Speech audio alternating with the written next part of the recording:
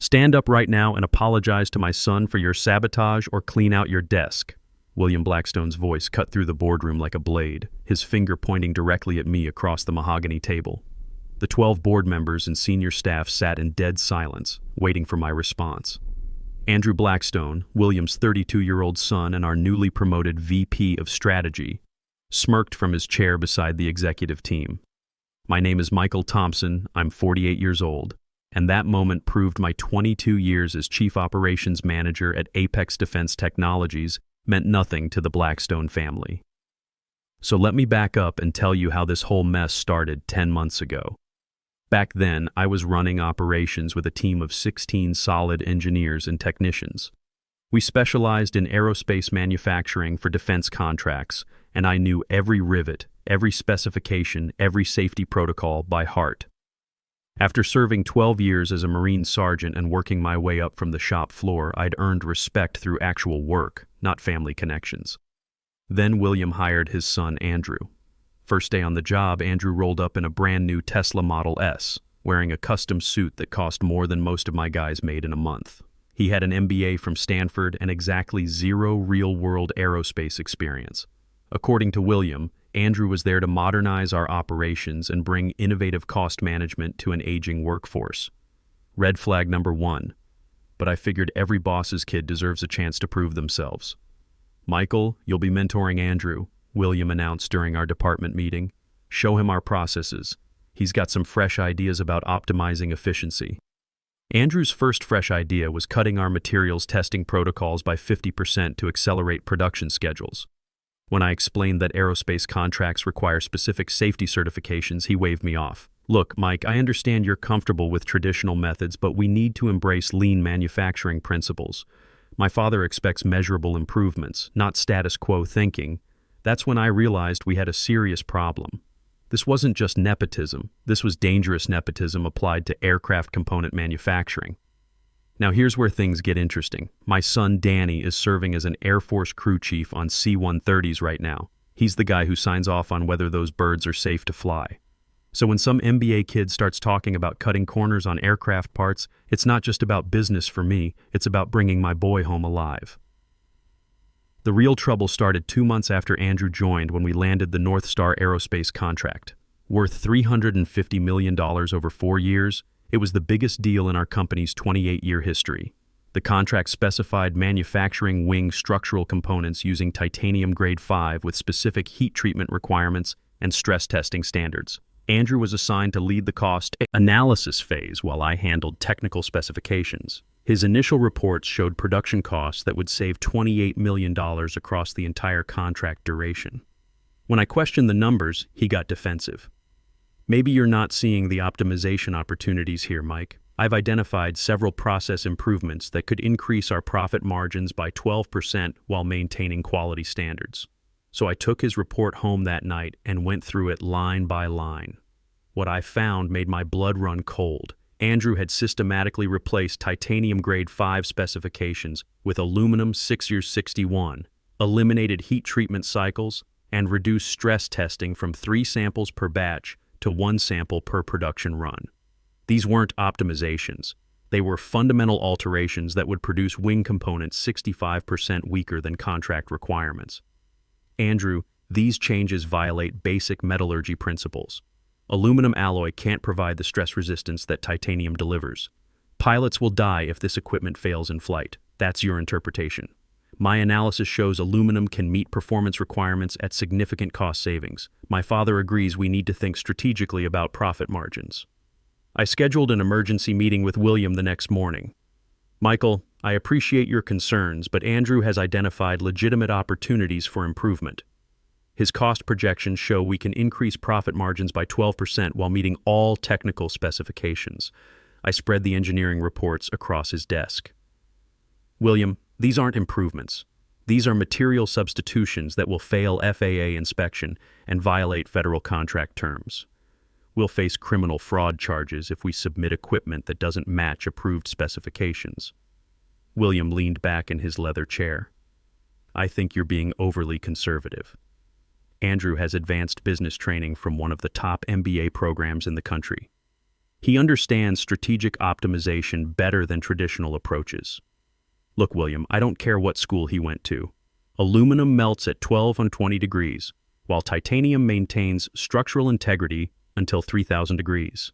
The tensile strength of grade 5 titanium is 130,000 psi. Aluminum 6061 tops out at 45,000 psi. No MBA program changes basic physics. William's expression hardened. Michael, I'm going to say this once. Andrew represents the future direction of this company. If you can't adapt to new methodologies, then perhaps it's time to consider whether you're the right fit for our evolving organization. The threat was clear. Accept Andrew's dangerous modifications or find another job.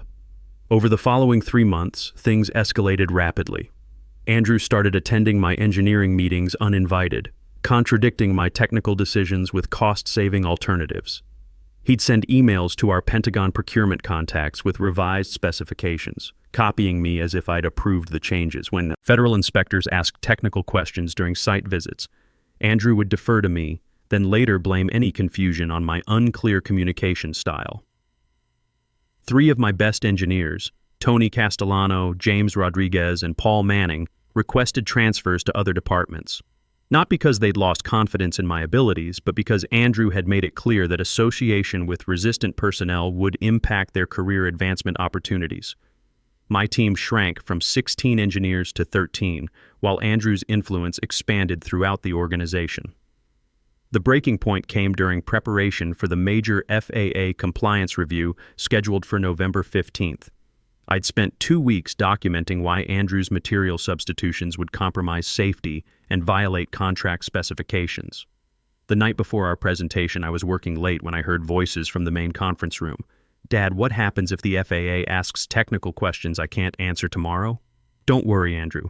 I've already briefed the procurement team that Michael has been resistant to efficiency improvements. If there are any technical issues during the presentation, we'll frame them as his failure to provide adequate documentation support. I stopped outside the conference room door and activated my phone's recording function. But what if they want to see the original engineering specifications? Andrew's original specifications reflect outdated, overly conservative approaches that would make us non-competitive.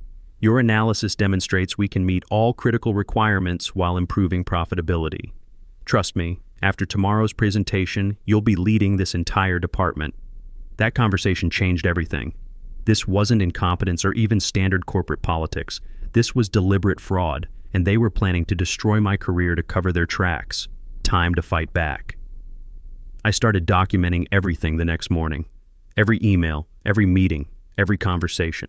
I kept backup copies of all original engineering reports and compared them with Andrew's modified versions. The differences were staggering. He'd gone through and changed every spec we had, eliminated crucial safety tests, and reduced inspection requirements across 23 different contract items.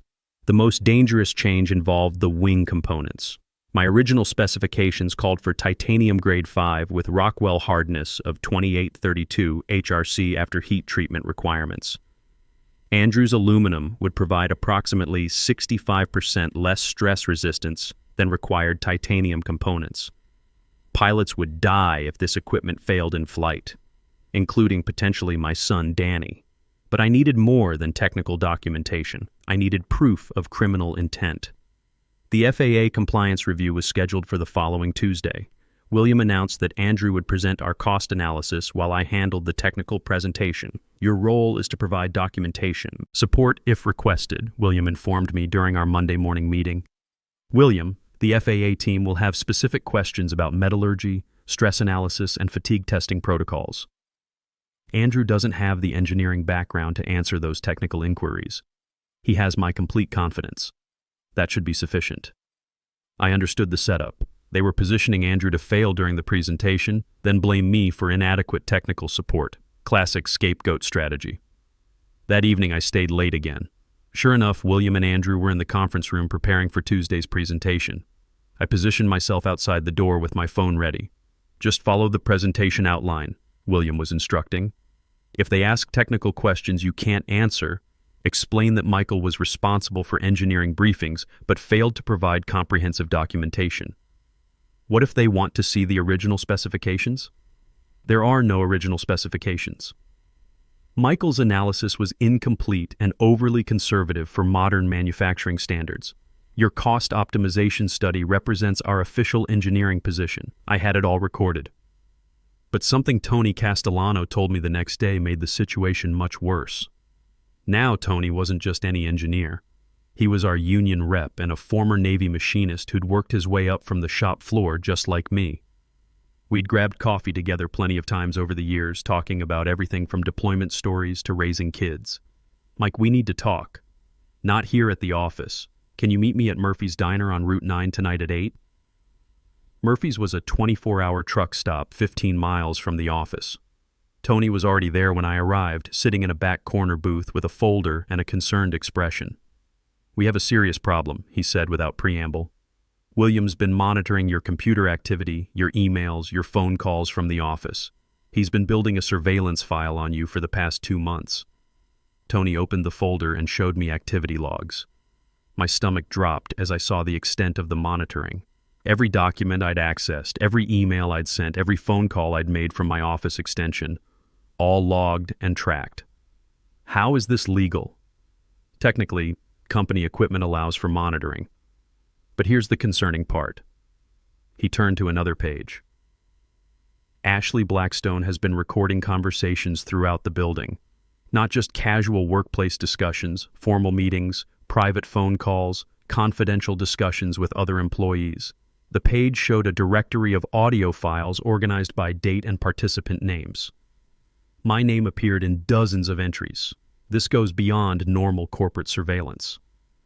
Ashley's been systematically collecting information on anyone William considers a potential threat, including Colonel Patricia Hendricks, our primary board member. What kind of information on Patricia? Financial records, private communications, details about her military pension. William's been building leverage files on the entire board of directors. I stared at the surveillance data. This wasn't just nepotism or fraud. This was systematic corporate espionage designed to maintain control through blackmail and intimidation. "Tony, why are you showing me this?" "Because you're not the first target." Over the past 3 years, William has systematically pushed out 4 other senior managers who questioned his decisions. He replaces experienced personnel with family loyalists, then uses surveillance data to control anyone who objects to his methods. What happened to the other managers? Thomas Anderson from Quality Control was forced out after William discovered personal financial problems and threatened to report them to federal security clearance authorities. Lisa Martinez from Procurement quit after Ashley recorded her complaining about Andrew's inexperience, then William threatened to sue her for creating a hostile work environment. Tony closed the folder. William doesn't just fire people who oppose him. He destroys their careers and ensures they can't find work elsewhere in the aerospace industry.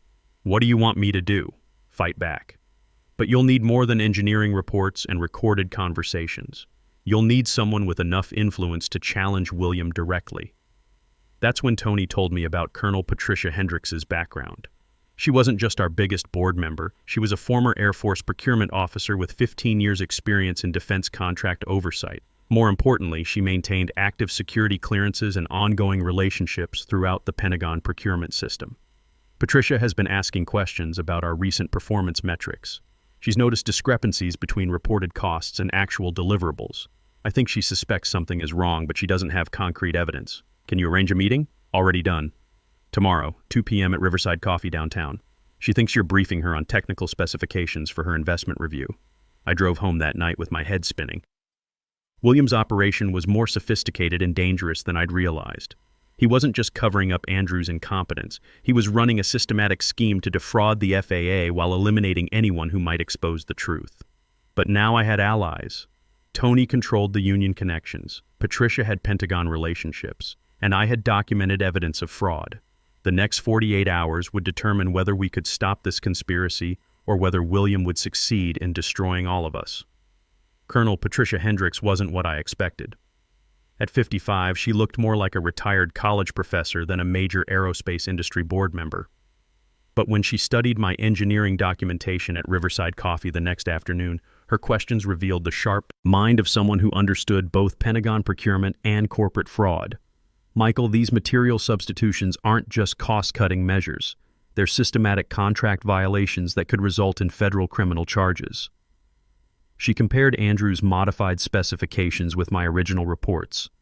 If these altered specifications were submitted to FAA procurement, we're looking at conspiracy to defraud the government. William believes he can control the investigation through surveillance and pressure tactics. He's miscalculated. Patricia pulled out her own folder. I maintain active relationships throughout Pentagon procurement. More importantly, I've been monitoring concerning trends in this company's performance metrics for the past 6 months. She handed me a financial analysis. Delivery schedules have slipped 23% since Andrew joined the organization. Quality control reports show increasing deviation from contract specifications. Most troubling, our profit margins have increased while our actual material costs should be rising due to inflation. You think William's been manipulating financial reports beyond just the North Star contract?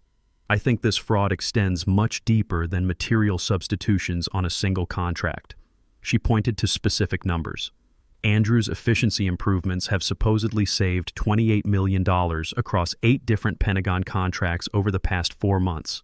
That level of cost reduction is impossible without compromising quality or violating specifications. The numbers were damning. No legitimate engineering improvements could generate those savings without fundamental changes to materials, processes, or safety protocols. Patricia, what do you need from me? Complete documentation of all specification changes, recorded evidence of criminal intent, and testimony from other employees who've witnessed this fraud. Can you provide those? I have recorded conversations between William and Andrew planning to blame me for their specification violations. Tony has documented their surveillance operation, but we'll need more than just my word against theirs. Leave that to me. I have contacts who can arrange for an unannounced FAA compliance audit. But we need to be prepared for William's counterattack. That's when Patricia explained William's leverage strategy. He'd been collecting compromising information on board members, investors, and senior staff for years. Financial difficulties, personal problems, professional disputes, anything that could be used for blackmail or character assassination. He has files on everyone, including me. Financial records from my divorce, details about my consulting contracts, even personal communications with Pentagon contacts. William's prepared to destroy anyone who threatens his operation. Then how do we stop him? We get federal authorities involved before he can deploy his blackmail files. Once criminal investigators start asking questions, William's leverage becomes worthless. He can't blackmail federal agents. Patricia's plan was straightforward but risky. She'd contact her Pentagon procurement friends and request an immediate compliance audit of the North Star contract. Federal investigators would discover the specification violations and demand explanations. When William tried to blame me, we'd present evidence that destroyed their credibility completely. The timing was critical. William planned to announce Andrew's promotion to Chief Engineering Officer at next Tuesday's board meeting. That's when he'd also announce my reassignment to advisory status. Corporate speak for forced retirement. Let him make his move. Let Andrew present his fraudulent specifications in front of the entire board. Then we'll present evidence that destroys their credibility completely. I spent the weekend preparing. Tony provided copies of all surveillance logs and audio recordings Ashley had collected. I compiled side-by-side comparisons of original specifications versus Andrew's modifications for all 23 affected contract items. Most damaging was the recording of William and Andrew planning to frame me for their specification violations. Monday morning, William seemed unusually confident. He spent the day meeting privately with board members, presumably building support for Andrew's promotion. Ashley shadowed me constantly, attending meetings I hadn't invited her to and taking notes on every conversation. Around 3 p.m., Ashley approached me with a fake smile. "Michael, my grandfather wants to see you in his office. He mentioned something about finalizing transition plans." I walked into William's office to find him with Andrew and a man I didn't recognize wearing an FAA ID badge. "Michael, this is Inspector Williams from FAA Compliance Oversight. He has questions about our North Star contract specifications." My heart pounded, but I kept my expression neutral. This wasn't part of Patricia's plan. The audit wasn't supposed to start until after Tuesday's board meeting. Inspector Williams pulled out a folder. "Mr. Thompson, we've received reports of potential specification irregularities in your North Star contract submissions. Several items don't match our original procurement requirements. Can you explain these discrepancies?" I looked at the documents. They were Andrew's modified specifications with my name listed as the reviewing engineer. Inspector, I never approved these specifications. These modifications violate both safety standards and contract requirements. Andrew jumped in immediately. Michael, we discussed these efficiency improvements in multiple engineering review meetings. You signed off on all optimization measures. That's completely false. I specifically documented why these modifications would compromise equipment integrity and pilot safety. William leaned forward with practiced concern. Inspector Williams, I believe we have a communication breakdown here. Michael has been resistant to modernization efforts, and there seems to be confusion about which specifications represent our official position. Inspector Williams looked between us carefully. Who has final authority over engineering specifications in this company? Michael is our chief operations manager, Williams said smoothly. All technical decisions require his approval. Perfect trap. Either I accepted responsibility for Andrew's dangerous modifications, or I appeared incompetent before a federal inspector. William thought he'd cornered me completely, but I'd spent 12 years learning how to handle pressure, starting with combat situations in Afghanistan. You don't survive marine engineering without learning when to hold your ground. Inspector Williams, I'd like to request a formal review of all engineering documentation. I believe there have been unauthorized changes to approved specifications, and I have evidence that proves systematic fraud. Williams' expression flickered for just a moment. Michael, I don't think that's necessary. We can resolve any misunderstandings internally. Actually, Inspector Williams said, given the nature of these contracts and the seriousness of these allegations, a formal review is exactly what's required. The real battle was about to begin. What followed was 3 hours of controlled interrogation. Inspector Williams secured all computers and documentation while federal agents interviewed employees individually. William maintained his calm executive demeanor, but I noticed Andrew sweating through his expensive shirt. By 6 p.m., Inspector Williams had copies of every engineering report, email chain, and specification document from the past 10 months. More importantly, Tony had provided access to the surveillance logs and Ashley's audio recordings, evidence that would either support our case or destroy it completely. Mr. Thompson, we'll need your complete cooperation during this investigation. Please prepare all original documentation for review by our technical team tomorrow. After the federal agents left, William closed his office door and turned to me with barely controlled anger. Michael, you just made the biggest mistake of your career. This investigation will create problems for everyone, including you. The FAA doesn't appreciate contractors who can't manage their internal processes efficiently. The FAA appreciates contractors who don't commit fraud even less. You're walking a very dangerous line here. Andrew is family. I protect my family by any means necessary, and I protect my professional integrity and the pilots who depend on our equipment, including my son. That evening, Patricia called me at home. Michael, the investigation is proceeding faster than expected. Inspector Williams contacted FAA procurement directly. They're sending a full audit team tomorrow, and they want to interview you first thing in the morning. What about Williams' counterattack? He's already started. I received calls from 3 board members tonight asking about my confidence in your technical competence. Williams planting seeds of doubt about your mental stability and professional judgment. I wasn't surprised. Character assassination was his standard operating procedure. Tuesday morning arrived with unseasonable rain. The FAA audit team consisted of 4 technical specialists and 2 criminal investigators. They set up in our main conference room while employees whispered nervously throughout the building. At 10 a.m., William called the emergency board meeting that would determine everyone's fate. Ladies and gentlemen, we're facing an unfortunate situation created by miscommunication and resistance to necessary modernization efforts. William stood at the head of the boardroom table, projecting confidence despite the federal investigation happening down the hall. Andrew Blackstone has done exceptional work optimizing our processes and identifying cost savings across multiple contracts. Unfortunately, some senior staff have been resistant to these improvements. Andrew beamed from his seat beside the executive team, still believing his father could control the narrative. Before we discuss Andrew's promotion to Chief Engineering Officer, I want to address the federal investigation. This audit resulted from complaints by a disgruntled employee who disagreed with management decisions. Patricia spoke from across the table. William, are you referring to Michael Thompson's technical concerns about specification violations? I'm referring to Michael's inability to adapt to modern engineering practices and his attempts to undermine Andrew's legitimate improvements. Those aren't improvements, I said, standing up. They're dangerous modifications that violate federal contract terms and safety requirements. I connected my tablet to the room's display system. I believe this evidence will clarify the actual situation. What I showed them was devastating. Side-by-side comparisons of original specifications versus Andrew's modifications.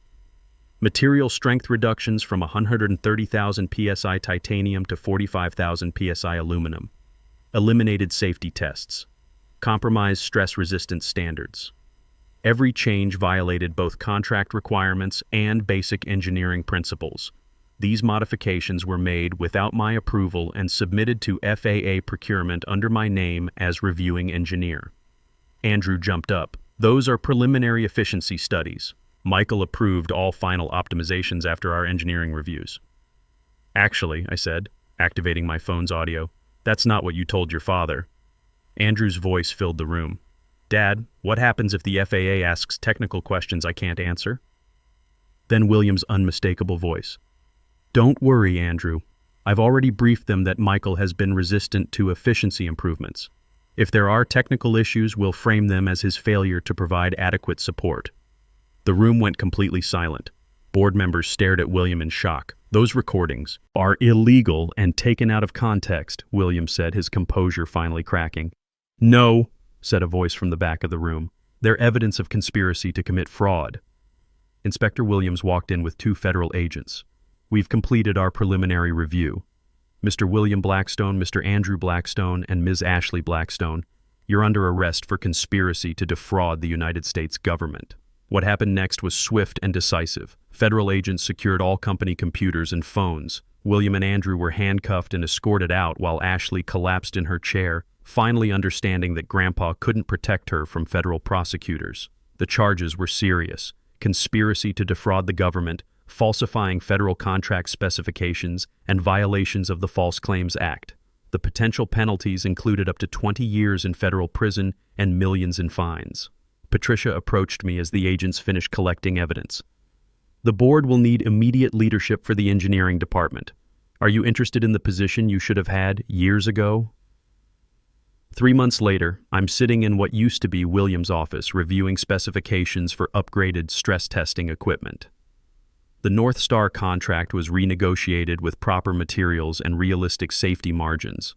Our engineering team expanded from 13 to 19 engineers, all hired based on competence rather than family connections. The investigation uncovered the full extent of the fraud.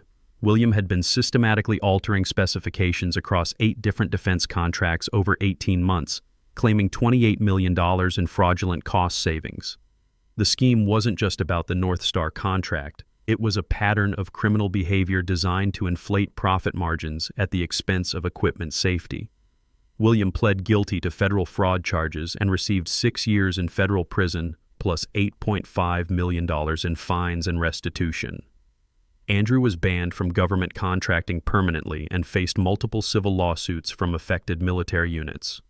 Ashley lost her security clearance and accepted a plea deal for cooperation in exchange for 2 years probation. The real victory wasn't their punishment. It was rebuilding trust with FAA procurement and proving that experienced engineering judgment matters more than MBA cost optimization theories. Tony got promoted to senior union representative and implemented comprehensive worker protection protocols. We established a veteran preference hiring policy that gives priority to military veterans in technical positions. Patricia joined our board as chairman, ensuring proper executive oversight and maintaining her Pentagon connections. Most importantly, we now hire people who understand that aircraft components aren't about profit margins. They're about bringing pilots home alive. Every time I sign off on a specification now, I think about my son Danny working on those C-130s. The parts we build here might be the difference between his aircraft making it back to base or not. The aerospace industry is full of young MBAs who think they can optimize safety out of the equation. They don't understand that when you're building equipment for the military, you're not just dealing with numbers on a spreadsheet. You're dealing with somebody's son or daughter who's counting on that equipment to work when their life depends on it. If you've dealt with workplace nepotism or corrupt management, here's what I learned. Document everything. Every conversation, every email, every decision that seems wrong. Find allies who share your values, people who understand that doing the right thing matters more than keeping the boss happy. Build relationships with people who have influence outside your immediate chain of command. Patricia's Pentagon connections were what made the difference. Without her credibility and contacts, William might have succeeded in destroying my career and covering up the fraud. Most importantly, remember that sometimes fighting a broken system means taking risks that privileged kids will never understand. They've never had skin in the game. They've never had to worry about whether the equipment they approve will actually work when lives are on the line. Experience beats education when lives depend on your work. The classroom teaches you theories, but the real world teaches you consequences. When some kid fresh out of business school starts talking about cutting corners on safety protocols, remember that every shortcut they take is a risk they're forcing someone else to bear. William thought family connections and surveillance files could overcome basic physics and federal law. He was wrong. Andrew thought an MBA could substitute for 22 years of hands-on engineering experience. He was wrong too. In the end, the truth has a way of coming out. Titanium is stronger than aluminum. Experience matters more than connections. And integrity beats corruption every time, as long as you're willing to fight for it. That's my story. Michael Thompson, Senior Vice President of Engineering, Apex Defense Technologies. Still here, still fighting for quality over shortcuts, still making sure our equipment works when it matters most. And every day, I'm grateful that my son Danny gets to fly an aircraft built by people who understand that safety isn't negotiable. The Blackstone family learned that the hard way. Some lessons cost more than others.